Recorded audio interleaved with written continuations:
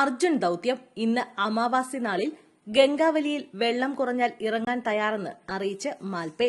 ശിരൂരിൽ മണ്ണിടിച്ചിലിൽ കാണാതായ കോഴിക്കോട് സ്വദേശി അർജുനെ കണ്ടെത്താൻ ഗംഗാവലി പുഴയിൽ തിരച്ചിലിന് തൃശൂർ കാർഷിക സർവകലാശാലയുടെ ഡ്രഡ്ജർ എത്തിക്കേണ്ടെന്ന് തീരുമാനം.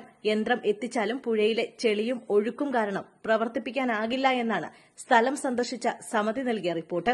അതേസമയം ഇന്ന് അമാവാസി നാളിൽ വേലിയിറക്കത്തിൽ പുഴയിലെ വെള്ളം കുറയുമെന്നും ഇറങ്ങാൻ സന്നദ്ധനാണെന്നും പ്രാദേശിക മത്സ്യത്തൊഴിലാളി ഈശ്വർ മൽപെ അറിയിച്ചതായി അർജുന്റെ സഹോദരി ഭർത്താവ് ജിതിൻ പറഞ്ഞു. 3 മണിക്കൂറോളം പുഴയിൽ വെള്ളം കുറയുമെന്നാണ് കരുതുന്നത്.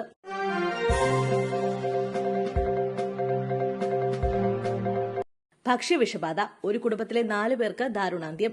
ഒരു കുടുംബത്തിലെ 4 പേർ ഭക്ഷ്യവിഷബാധയേറ്റ് മരിച്ചു. വ്യാഴാഴ്ച രാത്രി ചപ്പാത്തിയും കറിയും കഴിച്ചതിനെ തുടർന്ന് അവശരായ ഇവരെ ആശുപത്രിയിൽ പ്രവേശിപ്പിച്ചിരിക്കുകയായിരുന്നു. ചികിത്സയിലിരിക്കെയാണ് മരിച്ചത്.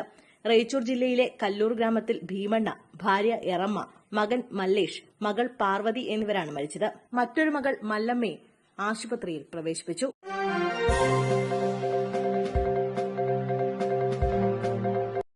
$1947 മുതൽ ടിക്കറ്റ്. ഫ്രീഡം സെയിൽ ഓഫറുമായി എയർ ഇന്ത്യ. സ്വാതന്ത്ര്യദിനാഘോഷത്തിന്റെ ഭാഗമായി വിമാന ടിക്കറ്റ് നിരക്കിൽ ഇളവ് പ്രഖ്യാപിച്ച് എയർ ഇന്ത്യ.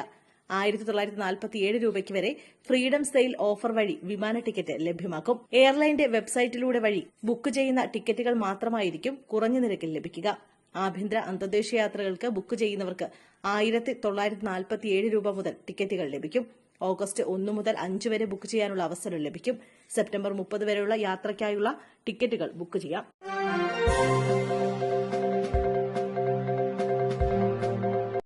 നടൻ മോഹൻലാൽ ഇന്ന് ദുരന്തഭൂമിയിലെത്തും. ക്യാമ്പുകളിൽ കഴിയുന്നവരെ സന്ദർശിക്കും.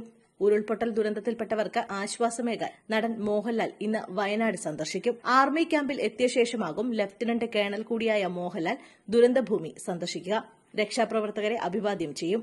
ക്യാമ്പുകളിൽ കഴിയുന്നവരെയും നടൻ കാണും. നേരത്തെ മുഖ്യമന്ത്രിയുടെ ദുരിതാശ്വാസ നിധിയിലേക്ക് 25 ലക്ഷം രൂപ താരം സംഭാവന ചെയ്തിരുന്നു.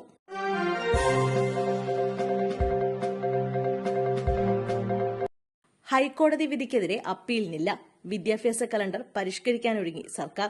പൊതുവിദ്യാലയങ്ങളിൽ 25 ശനിയാഴ്ചകൾ പ്രവൃത്തി ദിവസമാക്കിയ നടപടി റദ്ദാക്കിയ ഹൈക്കോടതിയുടെ വിധിക്കെതിരെ സർക്കാർ അപ്പീൽ നൽകില്ല. നേരത്തെ പുറത്തിറക്കിയ വിദ്യാഭ്യാസ കലണ്ടർ കോടതി വിധി പാലിക്കുന്നതിന്റെ ഭാഗമായി സർക്കാർ പരിഷ്കരിക്കും. 220 പ്രവൃത്തി ദിനങ്ങൾ ഉറപ്പാക്കുന്നതിനാണ് അധിക ശനിയാഴ്ചകൾ പ്രവൃത്തി ദിനമാക്കി പൊതുവിദ്യാഭ്യാസ ഡയറക്ടർ ഉത്തരവിറക്കിയത്.